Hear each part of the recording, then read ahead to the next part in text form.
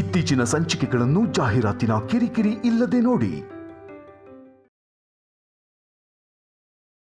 ಇವರು ಹೋದಲ್ಲಿ ಜೋಡಿಯಾಗಿರ್ತಾರೆ, ನಿಂತಲ್ಲಿ ಜೋಡಿಯಾಗಿರ್ತಾರೆ, ಜೋಡಿಯಾಗಿಲ್ದೆ ಇವರು ಬೇರೆ ಇರೋದೇ ಇಲ್ಲ ಅನ್ನುವಂತ ಜೀವದ ಜೋಡಿ. ಸ್ವಾಗತಿಸಿ ರಾಜಸ್ಥಾನದ ರಾಜಕುಮಾರ ಭವಾನಿ ಸಿಂಗ್ ಹಾಗೂ ಪಂಕಜ.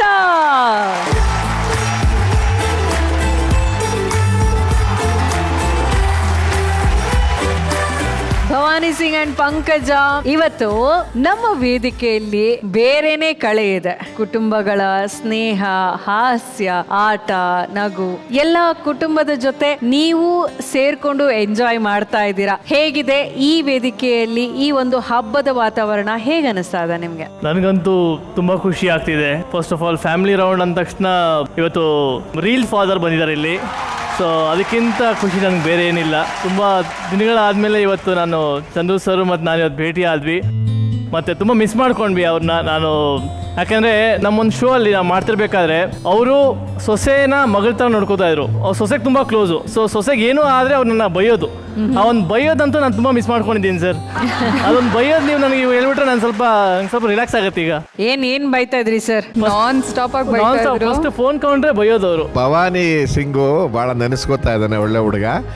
ಸುಬ್ಬಲಕ್ಷ್ಮಿ ಸಂಸಾರ ಅನ್ನೋದ್ರಲ್ಲಿ ಮಗನ್ ರೋಲು ನನ್ನ ಜೊತೆಯಲ್ಲಿ. ಅಲ್ಲಿ ಇವನು ಮಗ ಸ್ವಲ್ಪ ಎಡವಟ್ ಗಿರಾಕಿ. ಇಲ್ಲಿ ಹೆಂಡತಿನೂ ಪ್ರೀತಿಸ್ಕೊಂಡು ಅಲ್ಲಿ ಇನ್ನೊಂದ್ ಕಡೆ ಲೈನ್ ನೋಡ್ಕೊಂಡು ಏನೇನೋ ಮಾಡ್ತಿರ್ತಾನೆ. ಅದು ಇಷ್ಟ ಆಗಿದೆ ಮಗ. ಅದಕ್ಕೆ ಅಯೋಗಿ ನನ್ನ ಮಗನೇ ಅಲ್ಕ, ನನ್ನ ಮಗನ ಲುಚ್ಚ, ನನ್ನ ಮಗ ಸಗಣಿ, ನನ್ನ ಮಗನ ಇಂಥ ಏನೋ ಬಾಯೋದಂಗೆ ಎಲ್ಲ ಬೈತಿದ್ದೆ. ಅಲ್ಲಿ ಡೈರೆಕ್ಟ್ ಏನು ಹೇಳ್ಕೊಡ್ತಿರ್ಲಿಲ್ಲ ಅದನ್ನೆಲ್ಲ. ಅದು ತುಂಬಾ ಇಷ್ಟ ಆಗಿ ಆಗಾಗ್ಗೆ ಬೈಸ್ಕೊಳ್ಳೋಣ ಅವನು.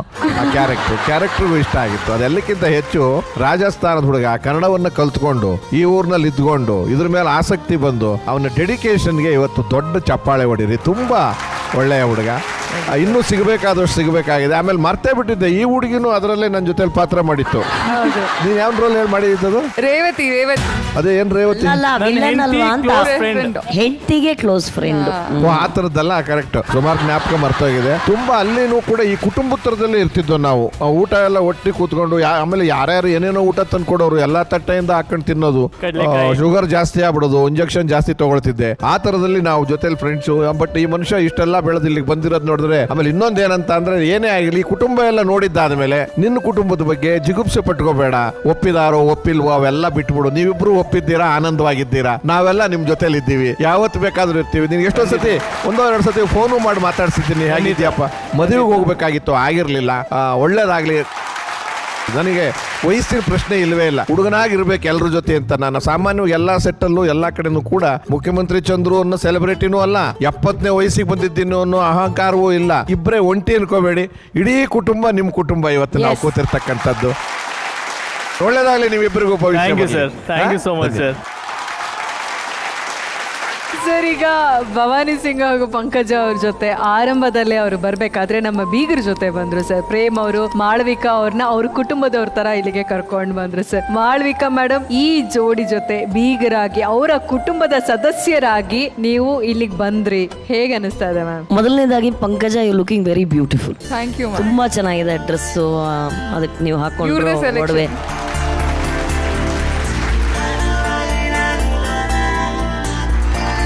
ಸಾಮಾನ್ಯವಾಗಿ ಗಂಡಸರಿಗೆ ಇಷ್ಟು ಒಳ್ಳೆ ಸೆಲೆಕ್ಷನ್ ಎಲ್ಲ ಇರಲ್ಲ. ಡಿಸೈನರ್ ಆಗಿದ್ರೆ ಇರುತ್ತೆ.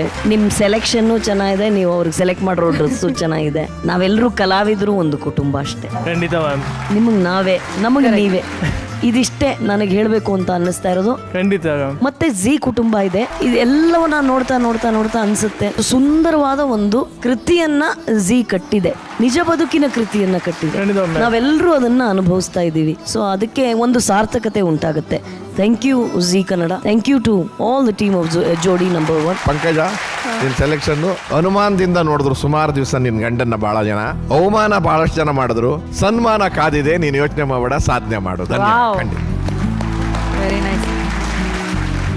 ಇದು ಕೂಡ ನಿಮ್ಮ ಕುಟುಂಬ ಅಂತ ಎಲ್ಲರೂ ಹೇಳ್ತಾ ಇದ್ದಾರೆ. ಈ ಕುಟುಂಬದಲ್ಲಿ ಎಷ್ಟೋ ಪ್ರೀತಿಯ ಸಂಬಂಧಗಳು ನಮ್ಮ ಜೊತೆಲಿದೆ. ಒಬ್ಬ ಅಣ್ಣ ಇರ್ಬೋದು, ತಂದೆ ತಾಯಿ ಸಮಾನವಾಗಿರೋಂತಿರ್ಬೋದು, ಆತ್ಮೀಯರಿರ್ಬೋದು, ಗೆಳೆಯರಿರ್ಬೋದು. ಈ ಕುಟುಂಬದ ಬಗ್ಗೆ, ಈ ಜೋಡಿ ನಂಬರ್ 1 ಕುಟುಂಬದ ಬಗ್ಗೆ ನಿಮ್ಮ ಮಾತು. ಆಕ್ಚುಲಿ ಅದಕ್ಕಿಂತ ಮುಂಚೆ ನಾನು ಒಂದು ವಿಷಯ ಹೇಳಬೇಕು. ಹೇಳಿ. ಫ್ಯಾಮಿಲಿ ರೌಂಡ್ ಅಂತ ಹೇಳಿದ ತಕ್ಷಣನೇ ಸ್ವಲ್ಪ ಅಪ್ಸೆಟ್ ಆಗ್ಬಿಟ್ಟಿದ್ರು ಲಾಸ್ಟ್ ವೀಕಿಂದಾನೆ.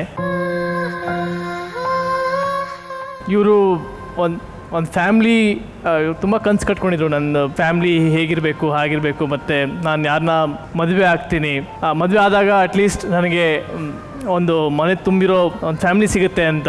ಬಟ್ ನನ್ನ ಬಿಗಿನಿಂಗಲ್ಲಿ ಫ್ರೆಂಡ್ ಆಗಿದ್ದಾಗ ಯಾವಾಗಲೂ ಹೇಳ್ತಿದ್ರು, ನನ್ನೊಂದು ಫ್ಯಾಮ್ಲಿ ಏನಿತ್ತೋ ಅಥವಾ ಏನು ನಡೀತಾ ಇತ್ತೋ ಅಥವಾ ಏನು ನಡೆದಿತ್ತೋ ಅದು ಹೇಗೆ ಬೇಕಿತ್ತೋ ಹಾಗಾಗಲಿಲ್ಲ. ಅವರು ಕುಟುಂಬದವರು ಎಲ್ಲ ಫ್ಯಾಮಿಲಿಯವರು ಅಂತ ಅಂದ್ಕೊಂಡಾಗ ಅವರು ಹಂಗೆ ನಡ್ಕೊಂಡಿಲ್ಲ, ಮತ್ತು ತುಂಬಾ ಫೇಸ್ ಮಾಡಿದ್ದಾರೆ ಪ್ರಾಬ್ಲಮ್ಸ್. ಅಟ್ಲೀಸ್ಟ್ ನಾನು ಮದುವೆ ಆದಮೇಲೆ ಗಂಡನ ಮನೆಯವರು ಇರ್ತಾರೆ, ಮನೆ ತುಂಬಿರುತ್ತೆ. ಇವಾಗ ಅದು ಅಭಿಜಿತ್ ಸರ್ ಫ್ಯಾಮಿಲಿ ಆಗಿರಲಿ ಅಥವಾ ಮಿತ್ರ ಸರ್ ಫ್ಯಾಮಿಲಿ ಆಗಿರಲಿ, ಅವರ ನೋಡಿದಾಗೆಲ್ಲ ತುಂಬ ಅಂದರೆ ಒಂದು ರೀತಿ ಅವ್ರಿಗೆ ಖುಷಿನೂ ಆಗಿದೆ. ಬಟ್ ಅದೆಲ್ಲ ನಾನು ಮಿಸ್ ಮಾಡ್ಕೊಂಡಲ್ಲ ಅಂತ ತುಂಬ ಬೇಜಾರಾಗಿದೆ ಅವ್ರಿಗೆ. ನಾನು ನಮ್ಮ ಕಲ್ಚರ್ ಡಿಫ್ರೆನ್ಸ್ ಇರೋದ್ರಿಂದ ನಮ್ಮ ಫ್ಯಾಮ್ಲಿ ಕಡೆ ಅವ್ರಿಗೆ ಬೇರೆಯೇ ಪ್ರಿಯಾರಿಟೀಸ್ ಇದೆ. ನಾನು ಫೋರ್ಸ್ಫುಲಿ ಅವ್ರನ್ನ ನಮ್ಮನ್ನು ಪ್ರೀತಿ ಮಾಡಿ ಅಂತ ನಾನು ಹೇಳೋಕ್ಕಾಗಲ್ಲ, ಅದು ಮನಸ್ಸಿಂದ ಬರಬೇಕು.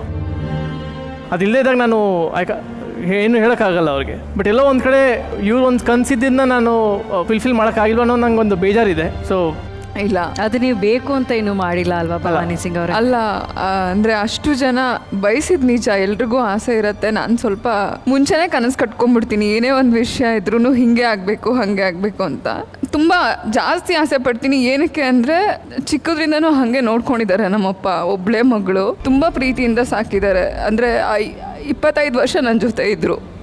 ಅವ್ರು ಹೇಗೆ ನೋಡ್ಕೊಂಡಿದ್ದಾರೆ ಅಂತ ಅಂದರೆ, ಇಂಪಾರ್ಟೆನ್ಸ್ ಅಂದರೆ ನಾನು ನಮ್ಮ ಮನೇಲಿ ಏನೇ ಆದ್ರೂ ಅಥವಾ ಏನೇ ಖುಷಿ ಬಂದ್ರೂ ಅಲ್ಲಿ ನಾನು ಇರಬೇಕು. ಅವ್ರು ಎಷ್ಟು ಪ್ರಯತ್ನ ಪಡ್ತಿದ್ರು ಅಂತ ಲಾಸ್ಟ್ ಟೈಮೇ ನಾನು ಹೇಳಿದ್ದೀನಿ. ಯಾವುದೇ ಒಂದು ವಿಷಯದಲ್ಲಾಗಿರ್ಬೋದು, ನನಗೆ ಇಂಥದ್ದು ಬೇಕು ಅಥವಾ ಏನೋ ಒಂದು ಟಿ ವಿಯಲ್ಲಿ ನೋಡಿದೆ ಅಂದರೆ ನೆಕ್ಸ್ಟ್ ಡೇ ಅದು ಮನೇಲಿ ಇರ್ತಾಯಿತ್ತು. ಅಷ್ಟು ಪ್ರೀತಿಯಿಂದ ಒಬ್ಬಳೇ ಮಗಳು ಅಂತ ತುಂಬ ಮುದ್ದಾಗಿ ಸಾಕಿದ್ದಾರೆ. ಇನ್ಫ್ಯಾಕ್ಟ್ ಅವ್ರು ಇದ್ದಾಗ ನನಗೆ ಗೊತ್ತಾಗಲಿಲ್ಲ. ಇವಾಗ ನಾನು ಶೂಟಿಂಗ್ ಅಂತ ಆಚೆ ಬಂದರೆ ನೀವು ನಂಬ್ತಿರೋ ಇರ್ಬೋದು, ದಿನಕ್ಕೊಂದು 50-60 ಮಿಸ್ಡ್ ಕಾಲ್ಸ್ ಇರೋದು ನನಗೆ. ಮತ್ತು ಅವ್ರಿಗೆ ಇಷ್ಟ ಇರಲಿಲ್ಲ ನಾನು ಇಲ್ಲಿ ಬಂದು ಆ್ಯಕ್ಟ್ ಮಾಡ್ತಿರೋದು ಎಲ್ಲ. ಅವಾಗ ಅನ್ಸೋದು, ಕಿರಿಕಿರಿ ಅನ್ಸೋದು, ಯಾಕೆ ಇಷ್ಟು ಫೋನ್ ಮಾಡ್ತೀರಾ, ನಾನು ಬರ್ತೀನಿ, ನಾನು ದೊಡ್ಡೋಳಾಗಿದ್ದೀನಿ, ಇವಾಗ ನಾನು ಓಡಾಡ್ಬೋದು ಒಬ್ಳೆ ಅಂತ ಎಲ್ಲ. ಇವಾಗ ಅದನ್ನೇ ಎಷ್ಟು ಮಿಸ್ ಮಾಡ್ಕೋತಾ ಇದ್ದೀನಿ ಅಂತ ಅಂದರೆ, ಒಂದು ಪಾಸ್ಟು ಅವರು ಹೋದ್ಮೇಲೆ ಅಂದರೆ ಒಬ್ರು ಇದ್ದಾಗ ಅಥವಾ ಯಾರೊಬ್ರು ನಮಗೆ ಪ್ರೀತಿ ತೋರಿಸ್ತಿದ್ದಾರೆ ಅಂತ ಅಂದಾಗ ಅದನ್ನು ಗ್ರಾಂಟೆಡ್ ಆಗಿ ತೊಗೊಂಡ್ಬಿಡ್ತೀವಿ. ಅದು ನಾನು ತೊಗೊಂಡಿದ್ದೀನಿ, ಬೇರೆಯವ್ರ ಬಗ್ಗೆ ಹೇಳಿದ್ರೆ ತಪ್ಪಾಗತ್ತೆ. ಆ ಇಂಪಾರ್ಟೆನ್ಸ್ ಅದು ಇಲ್ಲದೆ ಇರೋ ಥರ ಆಗುತ್ತಲ್ಲ, ಅವಾಗಲೇ ನನಗೆ ಗೊತ್ತಾಗೋದು ನನ್ನ ತುಂಬ ಕೇರ್ ಮಾಡಿದ್ದಾರೆ. ಈಗ ನನ್ನ ಒಂದು ಬರ್ಡೇ ಅಂತ ಅಂದರೆ ಅವ್ರು ಅಪ್ಪಾಜಿ ಇನ್ಸ್ಪೆಕ್ಟರ್ ಆಗಿದ್ರು, ತುಂಬ ಟೈಮ್ ಕಡಿಮೆ ಕೊಡ್ತಾಯಿದ್ರು ನನಗೂ ನಮ್ಮ ತಾಯಿಗೆ ಇವಾಗಲೂ ನೆನೆಸ್ಕೊಂಡು ಹೇಳ್ತಾರೆ, ಈ ಮನುಷ್ಯ ಇದ್ದಾಗ ನಮಗೆ ಟೈಮ್ ಕೊಡಲಿಲ್ಲ ಅಂತ. ಬಟ್ ಆ ಕೊಡ್ತಿದ್ದ ಟೈಮಲ್ಲಿ ಸಿಕ್ಕಾಪಟ್ಟೆ ಪ್ರೀತಿ ತೋರಿಸಿದ್ದಾರೆ ಅವ್ರು ನಮಗೆ. ನನ್ನ ಬರ್ಡೇ ಬರ್ತಿದೆ ಅಂತ ಅಂದರೆ ನನಗೆ ಈಗಲೂ ಮ್ಯಾಮ್ ಇವಾಗೂ ನಾನು ಊಟ ಮಾಡೋದಾಗಿರಲಿ, ನಾನು ಯೂಸ್ ಮಾಡೋ ಲೋಟ ಆಗಿರಲಿ, ಪ್ರತಿ ವರ್ಷ ಚೇಂಜ್ ಆಗುತ್ತೆ. ನಮ್ಮಪ್ಪ ಸಿಲ್ವರಲ್ಲಿ ನಾನು ಹೇಳ್ಕೋಬೇಕು ಅಂತ ಹೇಳ್ತಾ ಇಲ್ಲ, ಬಟ್ ಎಷ್ಟು ಪ್ರೀತಿ ಮಾಡ್ಬೋದು ಮಗಳನ್ನ ಅಂತ ಅಷ್ಟು ವರ್ಷ ಬೆಳ್ಳಿ ತಟ್ಟೆಯಲ್ಲಿ ತಿನ್ನಿಸಿದ್ದಾರೆ. ಅವ್ರು ಯಾಕೆ ಇಷ್ಟು ಮಾಡ್ತಿದ್ದಾರೆ ಅಥವಾ ಅದಕ್ಕೆ ನಾನು ಯಾವತ್ತೂ ವ್ಯಾಲ್ಯೂ ಮಾಡಿಲ್ಲ ಅಂತ ನನಗೆ ಅನಿಸುತ್ತೆ. ಇವಾಗ ನೆನೆಸ್ಕೊಂಡ್ರೆ ಖಂಡಿತ ಅನಿಸುತ್ತೆ, ಯಾರು ಕೇರ್ ಮಾಡೋರು ಇಲ್ಲದೆ ಇದ್ದಾಗ ಗೊತ್ತಾಗತ್ತೆ ಅದೆಲ್ಲ. ಎಲ್ಲೋ ಕಳ್ಕೊಂಡಿದ್ದೀನಿ, ಬೇಜಾರಿದೆ.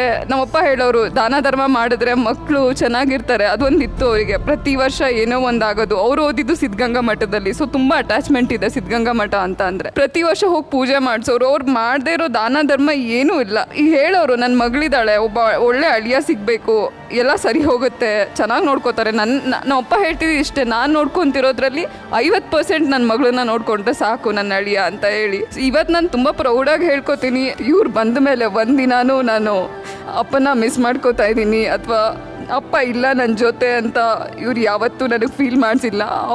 ಅವ್ರು ಎಷ್ಟು ಪ್ರೀತಿ ಮಾಡ್ತಿರೋ. ಇನ್ಫ್ಯಾಕ್ಟ್ ನಾನು ಏನಾದರೂ ರಿಯಾಕ್ಟ್ ಮಾಡಿದ್ರೆ ಬಿಟ್ಬಿಡ್ತಾ ಇದ್ರು ಸಿಟ್ಟು ಮಾಡಿಕೊಂಡು. ಗೊತ್ತು ಅವರಿಗೆ, ಓಕೆ ಇನ್ನೊಂದು 2 ನಿಮಿಷ ಸುಮ್ಮನಾಗ್ತಾಳೆ ಅಂತ. ಬಟ್ ಇವ್ರು ನಾನು ಸಿಟ್ಟು ಮಾಡಿಕೊಂಡ್ರು ಬಿಡಲ್ಲ. ಇವ್ರು ಅಂದ್ಕೊಂಡಿರೋದನ್ನ ಮಾಡಿ ಮುಗಿಸಿದ್ಮೇಲೆ ಸುಮ್ಮನೆ ಆಗೋದು. ಸೊ ಅಪ್ಪ ಹೋದ್ರು, ಗಂಡ ಸಿಕ್ಕಿದ್ದಾರೆ. ಬಟ್ ಇವಾಗ ಅತ್ತೆ ಕೊಡ್ತಾ ಇರೋ ಪ್ರೀತಿ, ಮಾವ ಕೊಡ್ತಿರೋ ಪ್ರೀತಿ ಅಥವಾ ಕಸಿನ್ಸು, ಅಣ್ಣ, ಅಪ್ಪ ಎಲ್ಲ ಇವರೇ ಆಗಿದ್ದಾರೆ. ಇನ್ಫ್ಯಾಕ್ಟ್ ಬಾಯ್ ಫ್ರೆಂಡ್ ಆಗಿದ್ದಾಗಲೂ ಒಳ್ಳೆ ಬಾಯ್ ಫ್ರೆಂಡ್ ಆಗಿದ್ರು. ಮದುವೆ ಆದ್ಮೇಲಂತೂ ಅನ್ಕೊಂಡಿದ್ದೆ ಹಿಂಗೆ ನೋಡ್ಕೋತಾರೆ ಅಂತ, ಬಟ್ ಅದಕ್ಕಿಂತ ತುಂಬ ಚೆನ್ನಾಗಿ ನೋಡ್ಕೋತಾ ಇದ್ದಾರೆ. ಸೊ ಮನೇಲಿ ನನಗೆ ಅನ್ಸಲ್ಲ ಮ್ಯಾಮ್, ನನಗೆ ಅಂದರೆ ಫ್ಯಾಮಿಲಿ ಇಲ್ಲ ಅಂತ ಅನ್ಸಲ್ಲ. ತುಂಬ ಸ್ಟ್ರಾಂಗ್ ಆಗಿದ್ದೀನಿ ಇನ್ಫ್ಯಾಕ್ಟ್ ನಾನು. ಬಟ್ ಇಲ್ಲಿ ಬಂದಾಗ ನಂಗೆ ಗೊತ್ತಿಲ್ಲ, ಎಲ್ಲರೂ ಫ್ಯಾಮಿಲಿ ನೋಡಿದಾಗ ಸಿಕ್ಕಾಪಟ್ಟೆ ಹರ್ಟ್ ಆಗುತ್ತೆ. ಯಾಕಂದ್ರೆ ದೇವ್ರು ಎಲ್ಲ ಕೊಟ್ಟಿದ್ದಾನೆ. ಆಕ್ಚುಲಿ ಮನೇಲಿ ತುಂಬಾ ಜನ ಇರಬೇಕು. ಇವ್ರು ನನ್ನ ಮೇಲೆ ಹೇಳ್ತಾರೆ, ಬಟ್ ಇವ್ರಿಗೂ ಅದೇ ಇಷ್ಟ. ಮನೇಲಿ ಜನ ಇರಬೇಕು, ಒಟ್ಟು ಕುಟುಂಬ ಇರಬೇಕು. ಕುಟುಂಬದವರೇ ಅಂತಾನೆ ಅಲ್ಲ, ಒಂದು ಚಿಕ್ಕ ಚಿಕ್ಕ ಸೆಲೆಬ್ರೇಷನ್ಸ್ ಇದ್ರೂ ಒಂದಷ್ಟು ಜನ ಸೇರ್ಕೋತೀವಿ. ಅದು ಸೇರ್ಕೊಳ್ಳೋದಕ್ಕೆ ರೀಸನ್ ಬೇಕು ಅಂತ ಏನೋ ಇದ್ರೆ ಸೇರ್ಕೋತೀವಿ ಅಂತ ಅಲ್ಲ. ಫ್ರೆಂಡ್ಸ್, ಫ್ಯಾಮಿಲಿ ಎಲ್ಲ ಇದ್ದಾರೆ. ದೇವ್ರು ಎಲ್ಲ ಕೊಟ್ಟಾಗ ಒಂದು ಕಡಿಮೆ ಮಾಡ್ತಾನೆ ಅಂತ ಹೇಳ್ತಾರೆ. ಸೊ ನಮ್ಮ ವಿಷಯದಲ್ಲಿ ಅದಾಗಿದೆ. ಬಟ್ ಅವ್ರು ಎಲ್ಲಾರ್ದು ಈಕ್ವಲ್ ಆಗಿ ನನ್ನ ಗಂಡ ಕೊಟ್ಟಿದ್ದಾರೆ. ನನಗೆ ನನ್ನ ಹೆಂಡ್ತಿನೇ ಫ್ಯಾಮಿಲಿ. ಯಾಕಂದರೆ ನನ್ನ ದುಃಖದಲ್ಲೂ ನನ್ನ ಸುಖದಲ್ಲೂ ನನ್ನ ಜೊತೆ ಇದ್ದಿದ್ದು ನನ್ನ ಹೆಂಡ್ತಿನೇ. She is my family.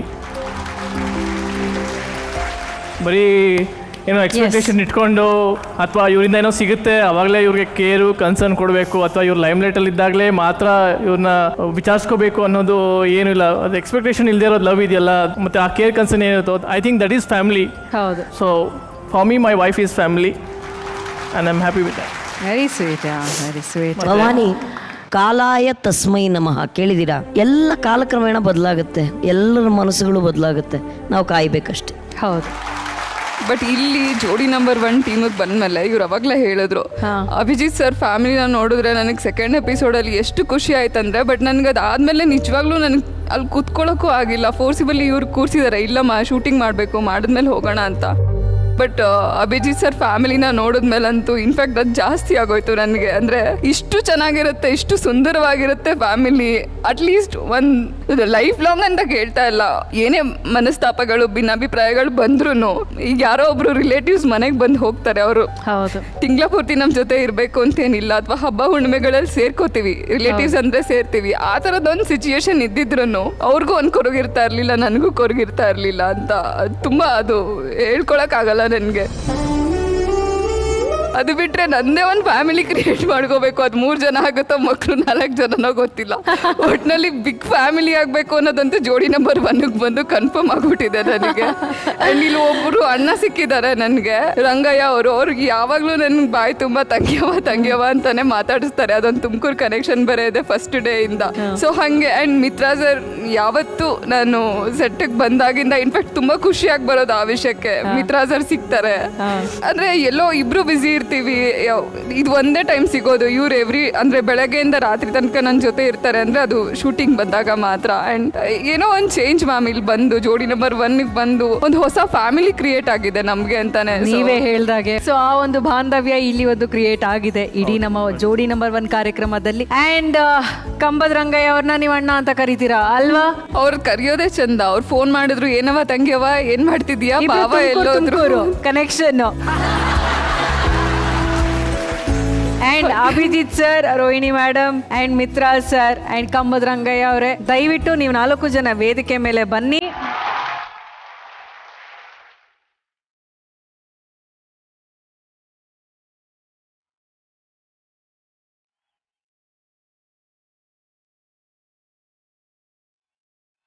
ಪ್ರೇಮದ ಕಾಣಿಕೆ ಎಪಿಸೋಡ್ ಏನಾಗಿತ್ತು ಅದು ಮುಗಿದ ತಕ್ಷಣ ನಾನು ಅಲ್ಲಿ ಕೂತ್ಕೊಳ್ಳೋಕೆ ಹೋದೆ. ಅವಾಗ ಅಭಿಜಿತ್ ಸರ್ ಒಂದು ಮಾತು ಹೇಳಿದ್ರು, ಅಂದರೆ ನನಗೆ ಅಳಿಯ ಸಿಗಬೇಕು ಅಂದರೆ ನಿನ್ನಂತೊಂದು ಸಿಗಬೇಕು ಅಂತ. ಈ ಒಂದು ಕನ್ಸರ್ನು ರಿಯಲ್ ಲೈಫಲ್ಲಿ ನಾನು ತುಂಬ ಕೇಳ್ಕೊತಾ ಇದ್ದೆ, ಬಟ್ ನನಗೆ ಅಷ್ಟು ಸಿಗಲಿಲ್ಲ. ಆ ಇಂಪಾರ್ಟೆನ್ಸ್ ನನಗೆ ಯಾವತ್ತೂ ಸಿಗಲಿಲ್ಲ. ಬಟ್ ಇಲ್ಲಿ ಬಂದಾಗ ಅದು ಮಾಲ್ವಿಕಾ ಮೇಡಮೇ ಆಗಿರಲಿ, ನನ್ನ ರಾಜಸ್ಥಾನ್ ರಾಜ್ಕುಮಾರ ಕಣ್ಣಲ್ಲಿ ನಾನು ನೀರು ನೋಡೋಕ್ಕಾಗಲ್ಲ ಅಂತ ಬಂದರು ಸ್ಟೇಜ್ ಮೇಲೆ. ಹೌದು. ಅದು ನೀವಾಗಿರಲಿ ಅಥವಾ ಪ್ರೇಮ್ ಸರ್ ಆಗಿರಲಿ, I think he is always, ಇಡೀ ಕುಟುಂಬ ಏನಿದೆಯಲ್ಲ, ಒಂಚೂರು ನಮ್ಗೇನಾದ್ರು ಅಥವಾ ಇಮೋಷ್ನಲಿ ನಾವು ವೀಕ್ ಆಗ್ತಾ ಇದೀವಿ ಅಂದರೆ ಬರ್ತಾರೆ, ಒಂದು ಕನ್ಸೋಲ್ ಮಾಡ್ತಾರೆ. ಐ ಥಿಂಕ್ ಇದಕ್ಕಿಂತ ಮೀರಿ ನನಗೆ ಏನೂ ಬೇಕಾಗಿಲ್ಲ ಲೈಫಲ್ಲಿ. And I am very very happy that ನನಗೆ ಇಂಥ ಒಂದು ಫ್ಯಾಮಿಲಿ ನಂಗೆ ಸಿಕ್ಕಿದೆ ಜಿ ಕುಟುಂಬದಲ್ಲಿ.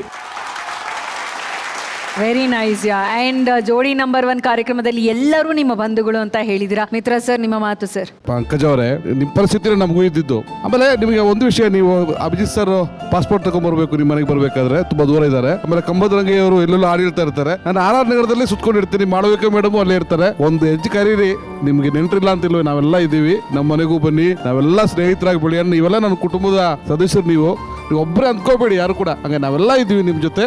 ಸೊ ಯಾವತ್ತೂ ಕೂಡ ಕಣ್ಣೀರು ಹಾಕಬೇಡಿ, ಖುಷಿಯಾಗಿರಿ. Thank you sir. Abhijit sir, ನಿಮ್ಮ ವ್ಯಕ್ತಿತ್ವದಲ್ಲಿ ಪಂಕಜ ಅವರು ಒಬ್ಬ ತಂದೆಯನ್ನ ಕಂಡಿದ್ದಾರೆ ಸರ್, ಇದ್ರ ಬಗ್ಗೆ ನಿಮ್ಮ ಮಾತು ಸರ್. ಬಹಳ ಖುಷಿ ಇವರಿಬ್ಬರನ್ನ ನೋಡಿದ್ರೆ ನಮ್ಗೆ ಗೊತ್ತಿಲ್ಲ, ಬಟ್ ಆದ್ರೆ ವೆರಿ ಸೆಂಟಿಮೆಂಟ್ ಬಾಯ್. ಫಸ್ಟ್ ಟೈಮ್ ನಾನು ನನ್ನ ಕಣ್ಣಲ್ಲಿ ನೀರು ಬರೋದು ಬಹಳ ಅಪರೂಪ. ನಾನು ಅಷ್ಟು ಸುಲಭಕ್ಕೆ ಅಲ್ಲಿ ಆ ಸ್ಟೇಜ್ಗೆ ಹೋಗಲ್ಲ. ನನ್ನ ಕಣ್ಣೆಲ್ಲ ಬೆಟ್ಟಾಯ್ತು. ಅವಾಗ ಹೇಳಿದೆ ನನ್ನ ಮಗಳಿಗೆ ಗಂಡು ಹುಡುಕ್ತಾ ಇದೀನಪ್ಪ, ನಿನ್ನಂತ ಹುಡುಗ ಸಿಕ್ಬಿಟ್ರೆ ನಮ್ ದೇವ್ರ ದಯ. ಸೊ ಅಷ್ಟು ನಮ್ಗೆ ಇಂಪ್ರೆಸ್ ಆದ. ಬಟ್ ಹೇಳ್ತಿರಲ್ಲ, ಇವಾಗ ನಾವೆಲ್ಲ ಒಂದೇ ಫ್ಯಾಮಿಲಿ ಬಾಯಲ್ಲಿ ಹೇಳ್ತಾ ಇದೀವಿ, ಮನಸ್ಸಲ್ಲಿ ಅನ್ಕೋಬೇಕು. ಇವಾಗ ಯದ್ಭಾವಂ ತದ್ಭವತಿ, ನಾವ್ ಹೇಗೆ ಅನ್ಕೋತೀವೋ ಹಾಗೆ. ತುಮಕೂರಿನ ಅಣ್ಣ, ನಿಮ್ಮ ತಂಗಿ ಬಗ್ಗೆ ನಿಮ್ಮ ಮಾತು. ತಂಗಿ ಅಂದ್ರೆ ರಕ್ತ ಸಂಬಂಧ, ಜೊತೆಲಿ ಒಡ ಹುಟ್ಟಿದವರು ತಂಗಿ ಅಂದ್ರೆ ತಂಗಿ ಅಲ್ಲ. ಹೌದು. ಯಾರು ಮನಸ್ಸಿನಲ್ಲಿ ಭಾವನೆಯಿಂದ ಇವರು ನನ್ನ ಪ್ರೀತಿ ಅಣ್ಣ ಅಂತ ಹೇಳ್ತಾರೋ ಅವರು ನಿಜವಾಗ್ಲೂ ಅಣ್ಣ, ನಾನು ನಿಜವಾಗ್ಲೂ ತಂಗಿ. ನಮ್ಮ ಪಂಕಜ ಬಹಳ ಖುಷಿಯಾಗಿರ್ಲಿ, ಸಂತೋಷವಾಗಿರ್ಲಿ. ನಾವೆಷ್ಟೊಂದು ಜನ ಅಣ್ಣಂದಿರು ಸಿಕ್ಕಿದೀವಿ, ಸ್ನೇಹಿತರು ಸಿಕ್ಕಿದ್ದಾರೆ. ಆಮೇಲೆ ಇಡೀ ಕುಟುಂಬ ಅವ್ರ ಜೊತೆಗಿರುತ್ತೆ. ನಾನು ಯಾವಾಗ್ಲೂ ನಿಮ್ಮ ಜೊತೆಗಿರ್ತೀನಿ. ಅಣ್ಣ ಅಂತ ಒಂದು ಫೋನ್ ಮಾಡು, ಇಲ್ಲೇ ಹತ್ರದಲ್ಲಿದ್ದೀನಿ, ಎಲ್ಲೂ ದೂರ ಇಲ್ಲ. ದೂರ ಅಂದ್ರೆ ನಿನ್ನ ಮನಸ್ಸಲ್ಲೇ ಇದ್ದೀನಿ ನಾನು. ಓಕೆ, ಎನಿ ಟೈಮ್ ಕಾಲ್ ಮಾಡು, ಯಾವಾಗಾದ್ರೂ ನಾವೆಲ್ಲರೂ ಬರ್ತೀವಿ, ನಿಮಗೆ ಸಂತೋಷ ಕೊಡ್ತೀವಿ ಅಂತ ತಿಳಿಸಿದ್ರಿ. ತಂಗಿಯೇ ತಂಗಿಯೇ ನನ್ನ ಮುದ್ದು ತಂಗಿಯೇ, ಅಣ್ಣನ ಪ್ರೀತಿಯ ಕೂಸುಮರಿ ಬೊಂಬೆ, ಮನ್ನಿಸು ಎಲ್ಲವ ಮನ್ನಿಸು. ಓಕೆ, ನಾವೆಲ್ಲರೂ ಇರೋ ಒಂದು ಚಪ್ಪಾಳೆ ಕೊಡ್ರಪ್ಪ, ಖುಷಿಯಾಗಿರ್ಲಿ. Thank you. ಈ ಹಾಡಿನ ಜೊತೆ ನಿಮ್ಮ ತಂಗಿ ನಿಮ್ಗೆ ರಾಖಿನೂ ಕೂಡ ಕಟ್ತಾರೆ. ಸರ್, ರಾಖಿ ತಗೊಂಡ್ ಬನ್ನಿಪ್ಪ. ಅಣ್ಣ ತಂಗಿಯರ ಈ ಬಂಧ ಜನುಮ ಜನುಮಗಳ ಅನುಬಂಧ. ಅಣ್ಣ ತಂಗಿಯರ ಈ ಬಂಧ ಜನುಮ ಜನುಮಗಳ ಅನುಬಂಧ. ಜೀವಕ್ಕೆ ಕೊರಳು, ದೇಹಕ್ಕೆ ನೆರಳು, ನಾವಾಗಲೆಂದು ಹರಸುತ್ತಿದೆ ಈ ರಕ್ಷಾ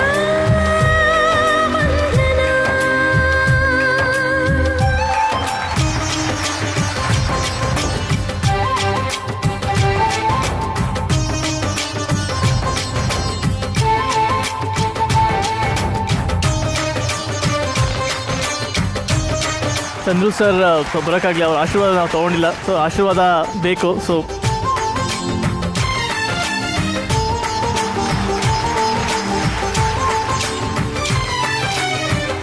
ಪ್ರೀತಿ ನಮ್ಮ ತವರಿನ ಸಿರಿ, ಪ್ರೀತಿ ನಮ್ಮ ತವರಿನ. ಈ ಎಲ್ಲ ಸಂಬಂಧಗಳ ಜೊತೆ ಈ ಬೆಳಕು ಕೂಡ ಇವ್ರ ಮನೆ ಸೇರ್ಲಿ. ಈ ಸಂಬಂಧದ ಬೆಳಕು, ಈ ಪ್ರೀತಿಯ ಬೆಳಕು ನಿಮ್ಮ ಜೊತೆ ಸದಾ ಹೀಗೆ ಇರಲಿ, ನಿಮ್ಮನ್ನ ಮುನ್ನಡೆಸ್ಲಿ ಅಂತ ನಾವೆಲ್ಲರೂ ಕೇಳ್ಕೊಳ್ತೀವಿ. ದಯವಿಟ್ಟು ತಗೊಳ್ಳಿ. ತವರಿನ ಬಾಗಿನ ನವಕೋಟಿಗೆ ಸರಿ. ಒಂದೊಂದು ಫ್ಯಾಮಿಲಿಲೂ ಒಂದೊಂದು ವಿಶೇಷ ಇದೆ. ಈಗ ಈ ಫ್ಯಾಮಿಲಿಯ ವಿಶೇಷ ಏನು ಅಂತ ನೋಡೋಣ. ಇದು ಕರ್ನಾಟಕಕ್ಕೆ ನಗೆಯ ಔತಣವನ್ನ ಕೊಟ್ಟಂತ ಜೋಡಿ, ನಮ್ಮ ವೇದಿಕೆಯ KGF ಜೋಡಿ. ಸ್ವಾಗತಿಸಿ ಜಿಜಿ ಅಂಡ್ ದಿವ್ಯಾ ಅವರ ಫ್ಯಾಮಿಲಿ ಆನ್ ಸ್ಟೇಜ್.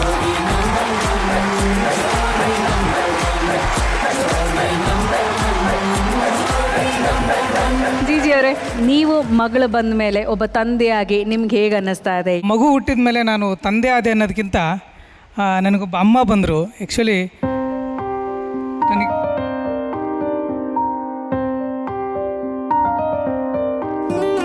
ಸಂಸ್ಕೃತಿ ರೂಪದಲ್ಲಿ ನಿಜವಾಗ್ಲೂ ನಾನು ಅಮ್ಮನೇ ಬಂದಿರುತ್ತೆ.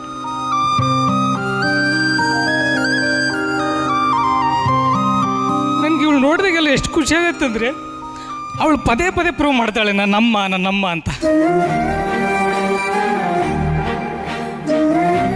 ನೀವು ನಂಬಲ್ಲ ಮೇಡಮ್, ಮನೆಯಲ್ಲಿ ಎಷ್ಟೋ ಸಲ ತುಂಬ ಆಟ ಮಾಡ್ತಿರುವಾಗ, ತುಂಬ ಅಳ್ತಿರುವಾಗ, ನಾಗಮ್ಮ ಬಂದಿದೆಯಲ್ವ ನೀನು ಅಂತಂದರೆ ಎಷ್ಟು ಸುಮ್ಮನೆ ಆಗ್ತಾಳೆ, ಹಿಂಗೇ ದೃಷ್ಟಿ ನೋಡ್ತಾಳೆ. ಅದಕ್ಕೆ ನನಗೆ ಎಷ್ಟು ಫೀಲ್ ಆಗುತ್ತೆ ಅಂದರೆ, ನಿಜವಾಗ್ಲೂ ಅದು ಹೇಳ್ತಾರೆ ತಿಳಿದಂಥವ್ರು, ಒಳ್ಳೆ ಆತ್ಮಗಳು ಮರಳಿ ಬರುತ್ತೆ, ಮತ್ತೆ ಪುನಃ ನಮ್ಮ ಜೊತೆ ಇರೋದಕ್ಕೆ ಅವು ಇಷ್ಟಪಡ್ತವೆ, ಆಸೆ ಪಡ್ತವೆ. ಸೊ ಹಾಗಾಗಿ ಒಳ್ಳೆ ಆತ್ಮಗಳು ಸಾವಿಲ್ಲ, ಒಳ್ಳೆ ಆತ್ಮಗಳಿಗೆ ಬಂದೇ ಬರುತ್ತೆ ಅಂತ ಹೇಳ್ತಾರೆ. ನನಗೆ ಸಂಸ್ಕೃತಿ ನೋಡಿದಾಗಲೆಲ್ಲ ಅದು ಸತ್ಯ ಅನಿಸುತ್ತೆ. ಸೊ ಹಾಗಾಗಿ ಇವಳು ನನಗೆ ಮಗು ಅಲ್ಲ, ಅಮ್ಮ ಬಂದಿದ್ದಾಳೆ. ಜಿಜಿ ಅವರೇ, ನಿಮ್ಮ ಕಣ್ಣಲ್ಲಿ ಆ ಆನಂದ ಎದ್ದು ಕಾಣ್ತಾ ಇದೆ. ಮಗುನ ಆ್ಯಕ್ಚುಲಿ ಕೊಡಿ ಪಾಪ, ಬಿಟ್ಟು ಬರಲಿ ಎಲ್ಲ. ಅಯ್ಯೋ ಬಂಗಾರ. ಈ ಒಂದು ವಿಶೇಷವಾದಂತ ಸಂದರ್ಭದಲ್ಲಿ ನಮ್ಮ ಜೊತೆ ದಿವ್ಯಾ ಅವರ ತಂದೆ ಮೋಹನ್ ಅವರು ಅಂಡ್ ದಿವ್ಯಾ ಅವರ ತಾಯಿ ಹೇಮಾವತಿ ಅವರು ಕೂಡ ಇಲ್ಲೇ ಇದ್ದಾರೆ. ಸೊ ದಿವ್ಯಾ, ಅಪ್ಪನ ಬಗ್ಗೆ ಹೇಳಬೇಕು ಅಂತ ಹೇಳಿದ್ರೆ M.Com ಮಾಡ್ಕೊಂಡು ಲೆಕ್ಚರರ್ ಆಗಿದ್ರು. ಕೃಷಿ ಬಗ್ಗೆ ಎಷ್ಟು ಒಲವಿತ್ತು ಅಂದ್ರೆ ಆ ಕೆಲಸನ ರಿಸೈನ್ ಮಾಡಿ ಕಾಫಿ ತೋಟನ ನೋಡ್ಕೊಳ್ತಾ ಅವ್ರ ಜೀವನ ಪೂರ್ತಿ ಕೃಷಿಯಲ್ಲೇ ಕಳೆದು ಬಿಟ್ಟಿದ್ದಾರೆ. ಈಗಲೂ ಕೂಡ ಕಾಫಿ ತೋಟ ನೋಡ್ಕೊಂಡು ಊರಲ್ಲೇ ಇದ್ದಾರೆ. ಸೊ ನಾನು ಓದಿದ್ದು, ನನ್ನನ್ನು M.Com ಓದಿಸಿದ್ರು. ಅದು dual specialisation, HR management plus marketing management. ಹೆಂಗೆ ಅಂದ್ರೆ ನಮ್ಮ ಅಪ್ಪನ ಮೈಂಡ್ ಸೆಟ್ ಒಂದು ಕ್ಷೇತ್ರದಲ್ಲ ಅಂದ್ರೆ ಇನ್ನೊಂದು ಕ್ಷೇತ್ರದಲ್ಲಿ ಕೆಲಸ ಸಿಗ್ಬೇಕು ಹೇಳು ಅನ್ನೋ ರೀತಿ ಅವರು ನೋಡ್ಕೊಂಡ್ರು. ಕೇವಲ ಕೃಷಿ ನಂಬಿನೇ ಓದಿಸಿದ್ರು ಅವರು. ಸೊ ಅಪ್ಪ ಆ ಥರ. ಅಮ್ಮ ನಾನು ಸ್ವಲ್ಪ ಸಿಮಿಲರ್, ಮಾತು ಜಾಸ್ತಿ ಅಂದ್ರೆ ಉಲ್ಟಾ. ನಾವು ಯಾರು ಒಂದು ಮಾತಾಡಿದ್ರೆ ನಾವು 100 ಮಾತಾಡ್ತೀವಿ. ಸೊ ಹಾಗೆ ನಮ್ದೊಂದು ಸ್ಮಾಲ್ ಫ್ಯಾಮಿಲಿ. ನನ್ನ ಮಗನ್ ತರ ಸಾಕಿದ್ದಾರೆ, ಆ ಮಗಳಲ್ಲೇ ಮಗನ್ನ ನೋಡಿದ್ದಾರೆ. ಹೇಳ್ಬೇಕು ಅಂದ್ರೆ ನಾನು ಫಸ್ಟೇ ಗೊತ್ತು ನಿಮ್ಗೆ, ನಮ್ಮ ಮದ್ವೆ ಆಗೋಕ್ಕೆ ಮೂಲ ಕಾರಣ ನಮ್ಮ ತಂದೆ ಅವರೇ. ಫಸ್ಟ್ ಅಪ್ರೋಚ್ ಅವರೇ ಮಾಡಿದ್ದು. ಗುಣ ಮುಖ್ಯ, ಯಾವುದೇ ಒಂದು ಕಲರ್ ಆಗಿರ್ಬೋದು, ಬ್ಯಾಕ್ ಡ್ರಾಪ್ ಇರ್ಬೋದು, ಕಾಸ್ಟ್ ಆಗಿರ್ಬೋದು, ದುಡ್ಡು ಅದೆಲ್ಲ ಗುಣ ಮುಖ್ಯ ಅಂತ ಹೇಳಿ ಅಪ್ಪ ಸೆಲೆಕ್ಟ್ ಮಾಡಿ ಕೊಟ್ಟಂತಹ ಜಿಜಿಯಿಂದ ನಾನು ಇವತ್ತು ಜೋಡಿ ನಂಬರ್ 1 ವೇದಿಕೆಯಲ್ಲಿ ಇದ್ದೀನಿ. ಸರ್ ನೀವು ಮಾತಾಡಿ ಸರ್, ಹೇಗೆ ಅನಿಸ್ತಾ ಇದೆ ಸರ್? ನಾನು ಮೊದಲು ಈ ಕಾಮಿಡಿ ಕಿಲಾಡಿ ಶೋನಲ್ಲಿ ಬಂದಿದ್ದೆ, ನಮ್ಮ ಮಗಳ ಜೊತೆ ಬಂದಿದ್ದೆ. ಮಗಳ ಜೊತೆ ಬಂದಾಗ ನನಗೆ ಜಿಜಿ ಅವರು ಚೆನ್ನಾಗಿ ಪರಿಚಯ ಆದರು. ಅಲ್ಲಿಂದ ಅವರ ಸ್ವಭಾವ, ಅವ್ರ ಗುಣ ಎಲ್ಲ ನನಗೆ ಹಿಡಿಸ್ತಾ ಬಂತು. ಆಮೇಲೆ ನಾವೇನು ಮಾಡಿದ್ವು, ನಾವು ನಮ್ಮ ಮಗಳಿಗೆ ಇನ್ನು ಮದುವೆ ವಯಸ್ಸಾಯ್ತಲ್ಲ, ಅವಳಿಗೂ ಕೂಡ ಗಂಡು ನೋಡಲಿಕ್ಕೆ ನಾವು ಪ್ರಾರಂಭ ಮಾಡಿದ್ವು. ನಾವು ಏನು ಮಾಡಿದ್ವು, ಇವಳು ಕೂಡ ಈ ಕ್ಷೇತ್ರದಲ್ಲೇ ನಮ್ಮ ಮೀಡಿಯಾದಲ್ಲಿ ಚೆನ್ನಾಗಿ ಗುರುತಿಸ್ಕೊಂಡಿದ್ದಾಳೆ. ಮತ್ತು ಜಿಜಿ ಅವರು ಕೂಡ ಒಳ್ಳೆಯ ವ್ಯಕ್ತಿತ್ವ ಇದೆ. ನಾವು ನಮಗೂ ಒಬ್ಬಳೇ ಮಗಳು, ನಾವು ದೂರದಕ್ಕೆ ಅವಳನ್ನ ಕೊಟ್ಟು ನಾವು ತೊಂದರೆ ಪಡೋದಕ್ಕಿಂತ, ಹಿಂಸೆ ಪಡೋಕ್ಕಿಂತ ಹತ್ತಿರದಲ್ಲಿ ಯಾರನ್ನಾರು ಒಳ್ಳೆಯವರು ಸಿಕ್ಕಿದರೆ ಸಾಕಲ್ಲ ಅಂತ ನಾನು ಯೋಚನೆ ಮಾಡ್ತಾಯಿದ್ದೆ. ಅಂಥ ಸಂದರ್ಭದಲ್ಲಿ ನನಗೆ ಜಿಜಿ ಅವ್ರ ಗುಣ ನನಗೆ ಇಷ್ಟ ಆಯಿತು, ತುಂಬ ಇಷ್ಟ ಆಯಿತು.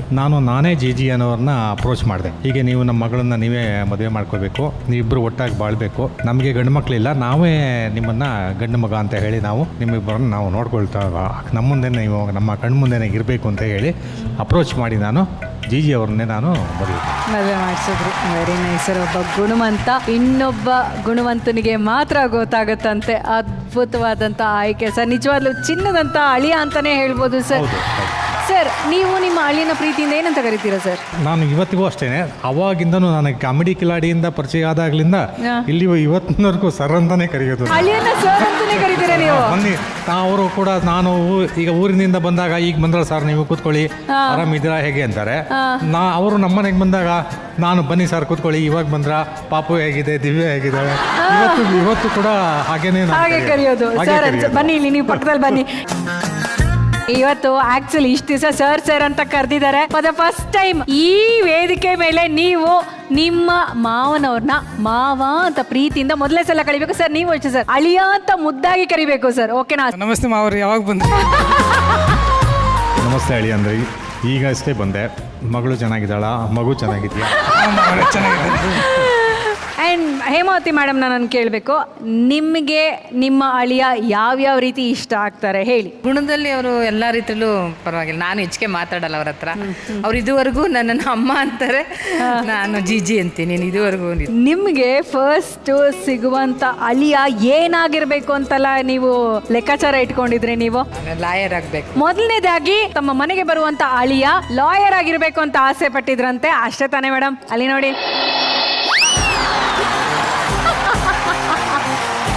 Thank you madam, thank you. So next ಇನ್ನೊಂದೇನೋ ಆಗ್ಬೇಕು ಅಂತಿದ್ರಂತಲ್ಲ, ಡಾಕ್ಟರ್ ಆಗ್ಬೇಕು. ಅಲ್ಲಿ ನೋಡಿ ಮೇಡಮ್,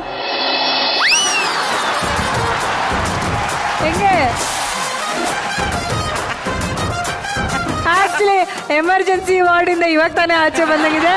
ಇನ್ನೊಂದು ಅಕಸ್ಮಾತ್ ಲಾಯರು, ಡಾಕ್ಟರ್ ಇಲ್ಲ ಅಂದ್ರೆ ಇನ್ನೇನಾಗ್ಬೇಕು? ಪೊಲೀಸ್ ಆಗಿರ್ಬೇಕು.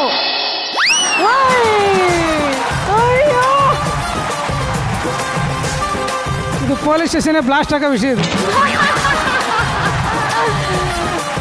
ಏನ್ ಗೊತ್ತಾ ಮೇಡಮ್, ನಮ್ದು ಅದೃಷ್ಟ ಕಲಾವಿದನಾಗಿರೋದ್ರಿಂದ ಸ್ಕ್ರೀನ್ ಮೇಲೆ ಲಾಯರು ಆಗ್ಬೋದು, ಪೊಲೀಸರು ಆಗ್ಬೋದು, ಎಲ್ಲಾ ಪಾತ್ರನೂ ಮಾಡ್ತಕ್ಕಂಥ ಅವಕಾಶ ದೇವ್ರು ಕೊಟ್ಟಿದ್ದಾರೆ. ಒಬ್ಬ ಲಾಯರ್ ಆಗಿದ್ರೆ ಬರೀ ಲಾಯರ್ ಆಗಿರ್ಬೇಕು, ಪೊಲೀಸ್ ಆಗಿದ್ರೆ ಬರೀ ಪೊಲೀಸ್ ಆಗಿರ್ಬೇಕು.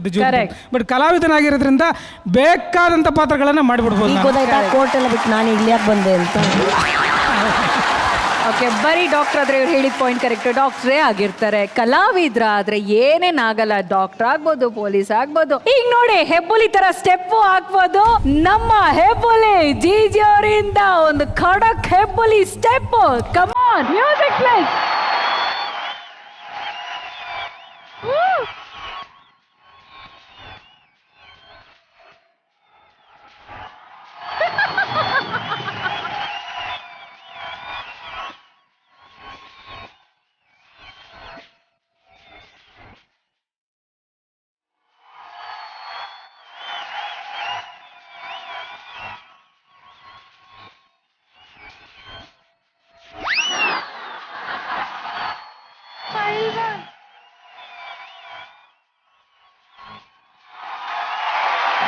ನನ್ನ ಸ್ಟೆಪ್ ನೋಡಿ ಎಲ್ಲಾದ್ರೂ ಹೆಬ್ಬುಲಿಗಳಿದ್ರೆ ಸಾಯದೆ ಇದ್ರೆ ಅದೇ ನನ್ನ ಪುಣ್ಯ. ಜಿಜಿ ಅವರೇ, ನಿಮ್ಮ ವ್ಯಕ್ತಿತ್ವ ಒಂದು ನಿಜವಾಗ್ಲೂ ಸ್ನೇಹಪೂರ್ವಕವಾದಂಥ ವ್ಯಕ್ತಿತ್ವ ಅಂತ. ಎಷ್ಟೋ ಕಷ್ಟಗಳನ್ನ ಮೆಟ್ಟಿ ನೀವಿವತ್ತು ಇಲ್ಲಿ ಬಂದು ನಿಂತಿದ್ದೀರಾ. ಸುಲಭಕ್ಕೆ ನೀವು ಜಿಜಿ ಆಗಲಿಲ್ಲ ಅಲ್ವಾ? ಜೀವನದುದ್ದಕ್ಕೂ ನಮ್ಮನ್ನ ಕೆಲವು ವಿಷಯಗಳು ಯಾವಾಗಲೂ ಕಾಡ್ತಾನೆ ಇರುತ್ತೆ. ಸೊ ಈಗ ಒಂದು ಫೋಟೋ ತೋರಿಸ್ತೀವಿ. ಆ ಫೋಟೋ ನೋಡಿದ್ರೆ ನಿಮ್ಗೆ ಏನು ಅನಿಸುತ್ತೆ ಅದನ್ನು ಹೇಳಿ, ಆಯಿತಾ? Okay, photo please.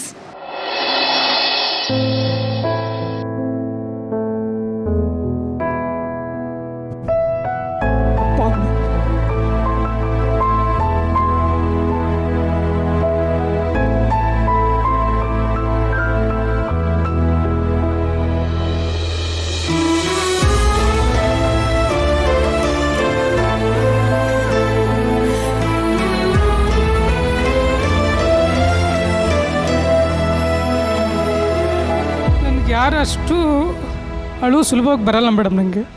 ಬಟ್ ಅಮ್ಮನ ನೆನೆಸ್ಕೊಂಡಾಗ ಮಾತ್ರ, ಅದು ಯಾವುದೇ ಸಿನಿಮಾದಲ್ಲಿ ಒಂದು ಸಣ್ಣ ಸೀನ್ ಬರಲಿ ಅಮ್ಮನ ವಿಚಾರವಾಗಿ ತಡ್ಕೊಳಕ್ಕಾಗಲ್ಲ, ಅದು ಏನಾಗುತ್ತೋ ಗೊತ್ತಿಲ್ಲ ನನಗೆ. ಸೊ ಹಂಗಾಗಿ ನಾನು ಸಿನಿಮಾ ನೋಡುವಾಗ ಅಮ್ಮ ಮಗನ ಸೆಂಟಿಮೆಂಟ್ ಸೀನ್ ಬಂತು ಅಂದರೆ ಅವಾಯ್ಡ್ ಮಾಡ್ತೀನಿ ಆದಷ್ಟು ನೋಡೋದಕ್ಕೆ. ಅದು ಸಣ್ಣ ಡೈಲಾಗ್ ಇರಲಿ, ಸಣ್ಣ ಸೀನ್ ಇರಲಿ, ಅಮ್ಮ ಮಗನ ವಿಷಯ ಬಂದುಬಿಟ್ರೆ ನನಗೆ ತಡ್ಕೊಳಕ್ಕಾಗಲ್ಲ, ಅದು ಗೊತ್ತಿಲ್ಲ. ಸೊ ನನ್ನ ಅದೃಷ್ಟ ಗೊತ್ತಿಲ್ಲ, ಅಮ್ಮ ಬೇಗ ಹೊಂಟೋದ್ರು, ಅಪ್ಪ ಇದ್ದರು. ಅದ್ರ ಜೊತೆಗೆ ನನಗೆ ಸಮಾಜ ಎಷ್ಟು ಚೆನ್ನಾಗಿ ಕೊಡ್ತು ಅಂತಂದರೆ, ನನಗೆ 4ನೇ ಕ್ಲಾಸ್ ಇದ್ದಾಗ ಚೆನ್ನೀರ್ಸ್ವಾಮಿ ಮೇಷ್ಟ್ರು ಅಂತ ಒಬ್ಬ ಮೇಷ್ಟ್ರಿದ್ರು.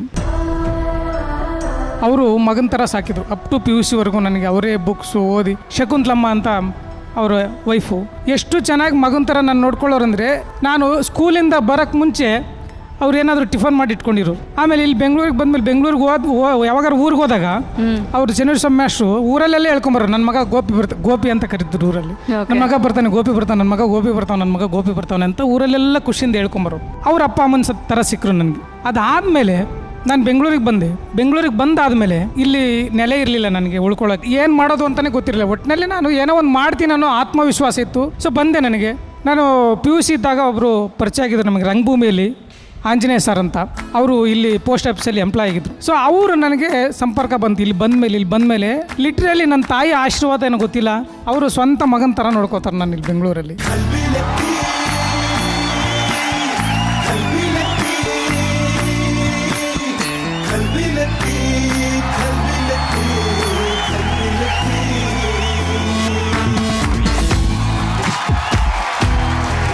ಇವ್ರು ನೀವು ನಂಬಲ್ಲ, ಇವರು ಎಷ್ಟು ಜನರಿಗೆ ಒಬ್ಬರೇ ಅಡುಗೆ ಮಾಡ್ತಾರಂದರೆ, ಒಂದ್ಸಲ ರವೀಂದ್ರ ಕಲಾಕ್ಷೇತ್ರದಲ್ಲಿ ನಾಟಕ ಇತ್ತು, ಕೆಂಪೇಗೌಡ ಅಂತ. ಸುಮಾರು 800 ಜನ ಸೇರಿದ್ದು. ಸರ್ ಹೆಂಗಂತಂದರೆ ಬರೀ ಕಲಾವಿದರಿಗೆ ಅಷ್ಟೇ ಊಟ ಮಾಡೋಕ್ಕದಲ್ಲ, ಅಡುಗೆ ಮಾಡೋಕ್ಕದಲ್ಲ. ಲಾಸ್ಟಲ್ಲಿ ಅನೌನ್ಸ್ ಮಾಡೋರು, ನಾಟಕ ಮುಗಿದ ಮೇಲೆ ಊಟದ ವ್ಯವಸ್ಥೆ ಇರುತ್ತೆ, ದಯವಿಟ್ಟು ಊಟ ಮಾಡ್ಕೊಂಡು ಹೋಗ್ಬೇಕು ಅಂತ ಮೊದಲೇ ಅನೌನ್ಸ್ ಮಾಡ್ಬಿಡೋರು. ಸೊ ಅಷ್ಟು ಜನರಿಗೆ ಇವರೊಬ್ಬರೇ ಅಡುಗೆ ಮಾಡೋರು. ಇವರ ಸೇವೆಯನ್ನು ನೋಡಿಬಿಟ್ಟು ರಂಗಭೂಮಿಯಲ್ಲಿ ಅವರಿಗೆ ಒಂದು ರಂಗಾನ ಪೂರ್ಣೇಶ್ವರಿ ಅಂತ ಒಂದು ಪ್ರಶಸ್ತಿನೂ ಕೊಟ್ಟರು ಅವರಿಗೆ. ಸರ್, ಈಗಿನ ಕಾಲದಲ್ಲಿ ಚಿಕ್ಕಪ್ಪ ದೊಡ್ಡಪ್ಪ ಮಕ್ಕಳನ್ನ ನೋಡ್ಕೊಳ್ಳೋಕ್ಕೆ ಅಯ್ಯೋ ಅಂತಾರೆ. ಓದೋ ವಿಷಯಕ್ಕೆ ಮನೇಲಿ ಇಟ್ಕೊಂಡ್ರೆ ಒಂದು 4 ದಿನ ನೋಡ್ತಾರೆ, ಆಮೇಲೆ PGಗೇನೋ ಶಿಫ್ಟ್ ಮಾಡೋ ವ್ಯವಸ್ಥೆ ಮಾಡ್ತಾರೆ. ಅಂಥದ್ರಲ್ಲಿ 20 ವರ್ಷದ ಮೇಲಿಂದ ಜಿಜಿನ ಮಗನ ಥರ ಸಾಕೋತಿದ್ದಾರೆ ಸರ್ ಅವರು. ಅಷ್ಟೇ ಅಲ್ಲ, ಎಷ್ಟು ಹೆಮ್ಮೆ ಆಗುತ್ತೆ ಅಂದರೆ, ನಮ್ಮ ಮದುವೆ ಟೈಮಿಗೆ ಅವರ ಒಂದು ಸ್ವಂತ ಆಸ್ತಿಯಲ್ಲಿ ಒಂದು ಭಾಗನ ಅವರ ಮಕ್ಕಳನ್ನ ಕೂರಿಸ್ಕೊಂಡು ಅವರ ಒಂದು ಪರ್ಮಿಷನ್ನಿಂದ ಹಿಡಿದು ನಮಗೆ ಗಿಫ್ಟಾಗಿ ಕೊಟ್ಟರು ಸರ್ ಬೆಂಗಳೂರು ಒಂದು ಸೈಟ್ನ. ನಮ್ಮನ್ನು ಯಾವತ್ತೂ ಹೊರಗಿನವ್ರಂಗೆ ನೋಡಿಲ್ಲ, ಅವರು ಮಕ್ಕಳಂಗೆ ನೋಡಿದ್ದಾರೆ. ಏನಂದರೆ ಸರ್ ಇವ್ರ ಜೊತೆಗೆ ಇವರು ಶಾಂತಲಾ ದೇವಿ ಅಂತ ಮಗಳಿದ್ದಾರೆ, ಧನ್ವಂತ್ರಿ ಅಂತ ಮಗ ಇದ್ದಾನೆ. ಇವ್ರು ನನ್ನ ಮಗನ ಥರ ನೋಡೋದು ಬೇರೆ ವಿಷಯ. ಅವರು ಕೂಡ ನನ್ನ ಒಬ್ಬ ಬ್ರದರ್ ಆಗಿ ನೋಡ್ತಾ ಇದ್ದಾರೆ. ಅದಕ್ಕೆ ಸಾಕ್ಷಿ ಏನು ಅಂತಂದರೆ, ಇವರು ಇಷ್ಟೆಲ್ಲ ಸೇವೆ ಮಾಡಿದ್ದಾನೆ ರಂಗಭೂಮಿಲಿ, ನಮ್ಮ ಮಗನ ಥರ ಇದ್ದಾನೆ, ಅವ್ನಿಗೇನು ಕೊಡೋಕ್ಕಾಗಲ್ಲ ಅಂತ ಹೇಳ್ಬಿಟ್ಟು ಒಂದು ಇವ್ರದ್ದು ಪಿತ್ರಾರ್ಜಿತ ಆಸ್ತಿ, ಆ್ಯಕ್ಚುಲಿ ಪಿತ್ರಾರ್ಜಿತ ಆಸ್ತಿ ಇಲ್ಲಿ ಇದ್ದಿದ್ರೆ ಇವತ್ತು 40-50 ಕೋಟಿ ರೂಪಾಯಿ ಆಸ್ತಿ, ಅಲ್ಲಿ ಪಿತ್ರಾರ್ಜಿತ ಆಸ್ತಿ ಇತ್ತಲ್ಲ, ಅದನ್ನು ಎಷ್ಟೋ ಜನ ಕಲಾವಿದರಿಗೆ ಕಡಿಮೆ ರೇಟ್ಗೆ ನೀವು ಕಲಾವಿದರಲ್ಲಿ ಮನೆ ಕಟ್ಕೊಳ್ಳಿ, ಮನೆ ಕಟ್ಕೊಳ್ಳಿ. ಸೊ ಅದರ ಇವ್ರ ಮಗಳು ಶಾಂತಲಾ ದೇವಿ, ಮಗ ಧನ್ವಂತ್ರಿ, 4 ಜನ ಕೂತ್ಕೊಂಡು ನನಗೆ ಮುಂದೆ ಯಾವುದೇ ರೀತಿ ಯಾರಿಂದನೂ ತೊಂದರೆ ಆಗಬಾರ್ದು, ನಾವೆಲ್ಲರೂ ಸೇರಿ ಸ್ವಇಚ್ಛೆಯಿಂದ ಇವ್ರಿಗೊಂದು ಗಿಫ್ಟ್ ಮಾಡ್ತೀವಿ ಅಂತ ಹೇಳ್ಬಿಟ್ಟು ಎಲ್ಲರೂ ಸೈನ್ ಹಾಕ್ಬಿಟ್ಟು ಎಲ್ಲರೂ ಪ್ರೀತಿಯಿಂದ ನನಗೊಂದು ಗಿಫ್ಟ್ ಕೊಡ್ತಾರೆ, ಒಂದು ಸಣ್ಣದ ಆಸ್ತಿನ. ಅಂದರೆ ನಾನು ಏನಕ್ಕೆ ಹೇಳ್ತೀನಿ ಇದನ್ನ ವಿಷಯ, ಬರೀ ಮಗ ಅಂತ ಬಾಯಲ್ಲಿ ಹೇಳಲಿಲ್ಲ ಅವರು, ನನಗೆ ನೀವು ಮಗ ಇದ್ದಂಗೆ ಅಂತ ಬಾಯಲ್ಲಿ ಹೇಳಲಿಲ್ಲ, ಅದನ್ನು ಪ್ರೂವ್ ಮಾಡಿ ತೋರಿಸ್ತಾ ಇದ್ದಾರೆ. ಇವತ್ತಿಗೂ ಕೂಡ ನಾನು ಮನೆಗೆ ಹೋದರೆ ಅಕ್ಕ ಫಸ್ಟ್ ಕೇಳೋದು ನನಗೆ ಗೋವಿಂದ ಊಟ ಮಾಡ್ದ ಅಂತ. ಅವ್ರಿಗೆ ನಾನು ಫಸ್ಟ್ ಬಂದು ನನಗೆ ಎಷ್ಟು ಸಲ ಹಸಿವಿನಿಂದ ನಾನು ಇದನ್ನಾಗಿದೆ, ಅವ್ರು ಕೇಳೋ ಮಾತಿದೆಯಲ್ಲ ನನಗೆ ಅದೇ ಹೊಟ್ಟೆ ತುಂಬ ಹೋಗುತ್ತೆ. ನನಗೆ ಯಾವಾಗಲೂ ನಾನು ಅವರಿಗೆ ಋಣಿಯಾಗಿರ್ತೀನಿ. ಮನೆಗೆ ಬಂದು 18-19 ವರ್ಷ ಆಯಿತು ಮೇಡಮ್.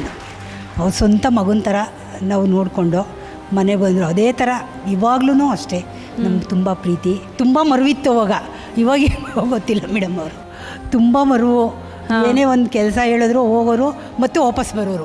ಪಾಪ ಗಾಡಿ ಇಲ್ಲ, ಏನಿಲ್ಲ, ಸೈಕಲ್ ಇಟ್ಕೊಂಡು ತುಂಬ ಕಷ್ಟಪಟ್ಟವ್ರೆ, ತುಂಬ ಕಷ್ಟಪಟ್ಟು ಮೇಲೆ ಬಂದವರು. 2004ರಲ್ಲಿ ಹರಪನಹಳ್ಳಿಲಿ ಇವ್ರೂರು ಪಕ್ಕ, ಇವ್ರೂರು ಅಲ್ಲೇನೆ. ನಾನು ಆವಾಗ ಇವ್ರು ಬಂದ್ಮೇಲೆ ಪಾತ್ರ ಬಿಟ್ಟೆ. ಅದಕ್ಕೆ ಮುಂಚೆ ನಾನು ತುಂಬ ಪಾತ್ರಗಳು ಮಾಡ್ತಾ ಇದ್ದೆ. ಅಲ್ಲಿ ಮಾಡ್ತಾ ಇರ್ಬೇಕಾದ್ರೆ 12:30 1 ಗಂಟೆ ರಾತ್ರಿ ಇರ್ಬೋದು, ನಾಟಕ ಮುಗೀತು. ಅಲ್ಲಿ ಪರಶುರಾಮ್ ಅನ್ನೋರು ಒಬ್ಬರು ಪತ್ರಕರ್ತರು ಕರ್ಕೊಂಡೋಗಿ ನಾಟಕ ಮಾಡಿಸಿದ್ರು. ಅಲ್ಲಿ ಆ ಕಡೆ ಶೈಲಿ ಪ್ರಕಾರ ಜೋಳದ ರೊಟ್ಟಿ ಊಟ ಮಾಡಿಸಿದ್ರು.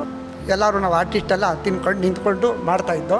ಆ ಸಮಯದಲ್ಲಿ ನಮ್ಮ ಜಿ ಗೋವಿಂದ ಗೌಡ್ರು ಬಂದ್ಬಿಟ್ಟು ಹಿಂಗೆ ಸ್ವಲ್ಪ ತಲೆ ಕೆರ್ಕೊಂಡು, ಸರ್ ತುಂಬ ಚೆನ್ನಾಗಿತ್ತು ನಾಟಕ, ಚೆನ್ನಾಗಿದೆ, ತುಂಬ ಚೆನ್ನಾಗಿದೆ ಸರ್ ನಾಟಕ, ನನಗೊಂದು ಪಾತ್ರ ಕೊಡ್ತೀರಾ, ನಾನು ಮಾಡಬೇಕು, ನಾಟಕದಲ್ಲಿ ಮಾಡಬೇಕು ಅಂತ ತುಂಬ ಇಷ್ಟ ಅಂದರು. ಆಗ ಇವ್ರನ್ನ ಬರೀ ಪ್ರಚಾರಕ್ಕೆ ಇಂಥವ್ಗಿಂತ ಇಟ್ಕೊಂಡು ಅಷ್ಟೆಂಟಾಗಿ ಕೆಲಸ ಮಾಡಿಸ್ತಿದ್ದೆ.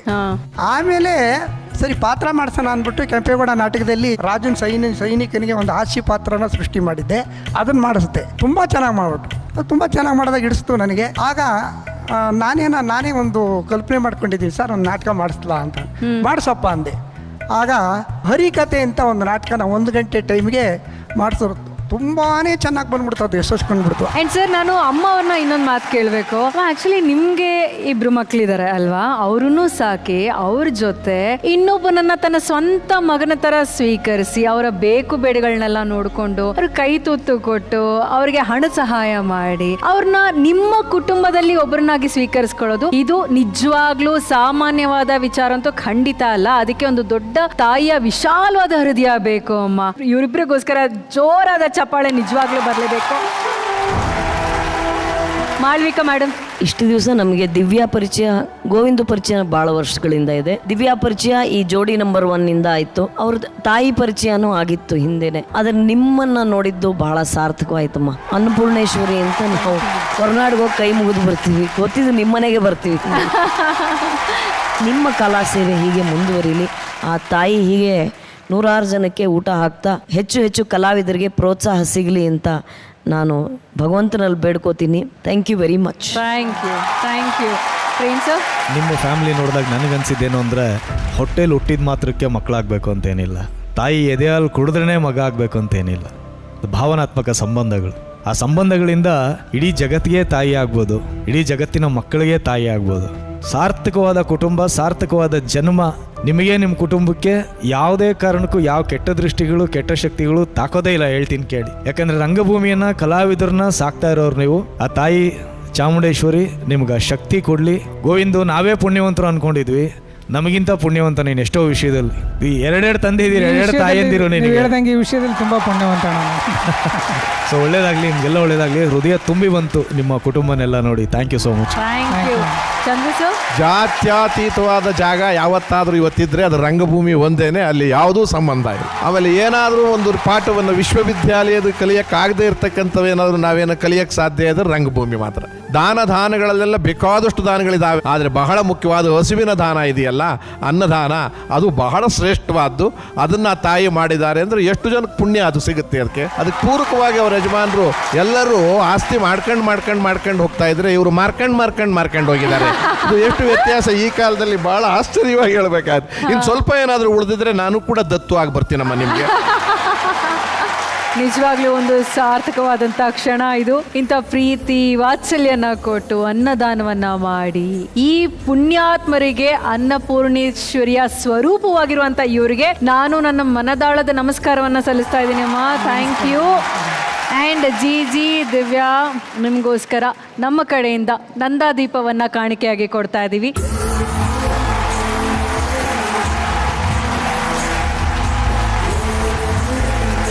ಈ ಬೆಳಕು ನಿಮ್ಮ ಜೀವನಕ್ಕೆ ದಾರಿದೀಪವಾಗಿರಲಿ, ಇನ್ನಷ್ಟು ಸಾಧಕರಿಗೆ ಅದು ದಾರಿದೀಪವಾಗಿರಲಿ ಅಂತ ಹಾರೈಸ್ತಾ, thank you so much. Thank you ಅಮ್ಮ. ಥ್ಯಾಂಕ್ ಯು ಅಮ್ಮ. ಸಂಬಂಧವೇ ಹೀಗೆ, ಅದೊಂದು ಅದ್ಭುತವಾದಂತ ಸಡಗರ. ಜೋಡಿ ನಂಬರ್ 1. ಪ್ರತಿ ಫ್ಯಾಮಿಲಿ ಕೂಡ ವಾತ್ಸಲ್ಯದ ನಿಧಿ, ಅಲ್ಲಿ ಪ್ರೇಮವೇ ದೇವರ ಪ್ರತಿನಿಧಿ. ಈ ತುಂಬು ವಾತ್ಸಲ್ಯವನ್ನ, ಈ ಬಾಂಧವ್ಯದ ದೈವಿಕತೆಯನ್ನ ನಾಳೆ ಕೂಡ ಮುಂದುವರಿಸೋಣ. ಮತ್ತೆ ನಾಳೆ ಸಿಗೋಣ. ಇದು ಸೇಂಟ್ ಐವ್ಸ್ ಪ್ರೆಸೆಂಟ್ ಜೋಡಿ number 1, co-powered by Dazzler Eterna, MTR, special partner Sudarshan Family Store, Lenskart, Purity partner Sunpure Sunflower Oil, digital streaming partner ZEE5. ಮತ್ತೆ ನಾನು ನಿಮ್ಮನ್ನ ನಾಳೆ ಭೇಟಿ ಮಾಡ್ತೀನಿ. ಅಲ್ಲಿವರೆಗೂ you take care and lots of love. Bye.